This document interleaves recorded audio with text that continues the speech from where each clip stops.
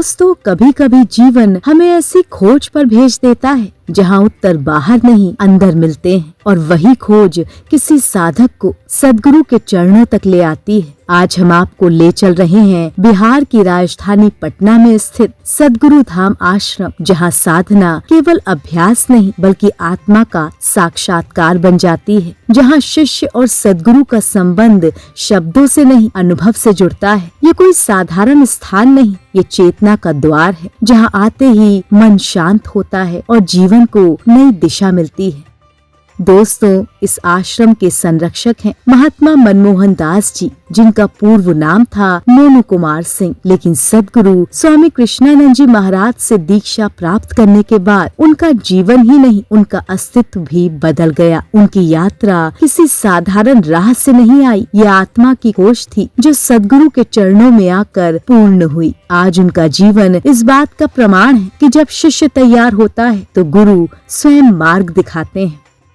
ये आश्रम केवल एक इमारत नहीं, ये सनातन चेतना का केंद्र है। इसकी भूमि 2007 में ली गई थी और 2019 में इसके निर्माण कार्य की शुरुआत हुई। उद्देश्य एक ही था, जन जन तक आध्यात्मिक जागरण पहुंचाना, लोगों को एक सूत्र में बांधना और सद्गुरु के ज्ञान से जीवन को प्रकाशित करना। आज ये आश्रम सेवा, साधना और श्रद्धा का जीवंत केंद्र बन चुका है। 3 फ्लोर में बना ये आश्रम 13 सुंदर कमरों से सुसज्जित है। 1500 स्क्वायर फीट का विशाल सत्संग हॉल, 3 अन्नपूर्णा भंडार और साधकों के लिए रहने, भोजन और साधना की संपूर्ण व्यवस्था। यहाँ हर शनिवार हवन होता है, जहाँ वातावरण मंत्रों की शक्ति से जीवंत हो उठता है। ये स्थान केवल विश्राम का नहीं बल्कि ऊर्जा जागरण का केंद्र है। दोस्तों, इस आश्रम की सबसे बड़ी विशेष पहचान है सद्गुरु और शिष्य का साक्षात मिलन।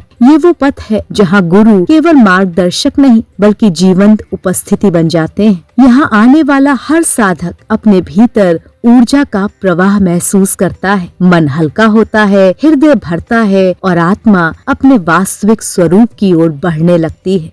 महात्मा मनमोहन दास जी बताते हैं कि पहले वो महात्माओं को केवल मानते थे, लेकिन जब आज के समय के सद्गुरु स्वामी कृष्णानंद जी महाराज से मिले तो उनके भीतर एक अदृश्य आकर्षण जाग उठा। वो स्वयं ही सद्गुरु की ओर खिंचते चले आए और दीक्षा लेने का निर्णय लिया। उनकी आध्यात्मिक यात्रा यहीं से प्रारंभ हुई। सद्गुरु ने उन्हें बताया कि कैसे ऊर्जा भीतर प्रवेश करती है और कैसे जीवन में वास्तविक परिवर्तन आता है। दोस्तों, एक अद्भुत घटना उनके जीवन की दिशा बदलने वाली बनी। फरवरी 2009 में वो घर से निकलकर सद्गुरु के दिल्ली आश्रम पहुंच गए। कई महीनों तक वहीं रहे। परिवार उन्हें लेने आया, लेकिन तब तक गुरु की छवि उनके हृदय में बस चुकी थी। स्वर साधना और DSS की दीक्षा के बाद उनका जीवन पूरी तरह से बदल गया। श्री राम, जय राम के मंत्र के जाप से जैसे उनके भीतर नई चेतना जाग उठी और वही चेतना आज असंख्य साधकों को मार्ग दिखा रही है। अगर आप भी इस आश्रम में आना चाहते हैं और यहाँ आकर सद्गुरु के सानिध्य में दीक्षा लेना चाहते हैं तो आज ही सद्गुरु धाम की वेबसाइट पर जाकर संपर्क करें।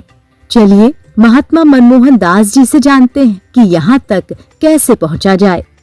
यहाँ पे आने के लिए भक्त गणों के लिए हम बताना चाहते हैं यहाँ का एड्रेस कि आप पटना में आश्रम पर आना चाहते हैं तो सबसे पहले बेली रोड असियाना आइए मोड़। असियाना मोड़ से आने के बाद असियाना दीघा के रास्ते आप आ सकते हैं।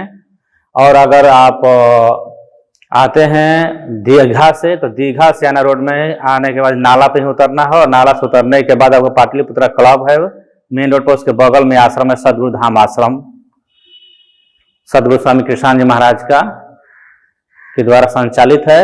और यहाँ पे ध्यान, पूजा पाठ, हवन कीर्तन हर पूर्णिमा और अमावस्या को होता है। रवि और मंगलवार को भी हवन होता है। मंगलवार को सुंदरकांड भी होता है। और सुबह शाम प्रतिदिन 1 घंटा ध्यान, पूजा पाठ, आरती 6 से 7 शाम को, 6 से 7 सुबह प्रतिदिन होता है कंटिन्यू। दोस्तों, सद्गुरु धाम आश्रम पटना केवल एक स्थान नहीं, ये आत्मा की पुकार का उत्तर है। ये वो धाम है जहाँ जीवन की उलझनें शांति में बदल जाती हैं, जहाँ साधक खाली नहीं लौटता, कोई समाधान लेकर के ही जाता है। कोई शक्ति तो कोई अपने भीतर ईश्वर की झलक। अगर आप भी अपने जीवन में दिशा, शांति और ऊर्जा चाहते हैं तो इस दिव्य धाम की यात्रा अवश्य करें। दोस्तों, अगर आपको ये वीडियो पसंद आया हो तो लाइक करें, शेयर करें और चैनल को सब्सक्राइब करना ना भूलें। जय गुरुदेव।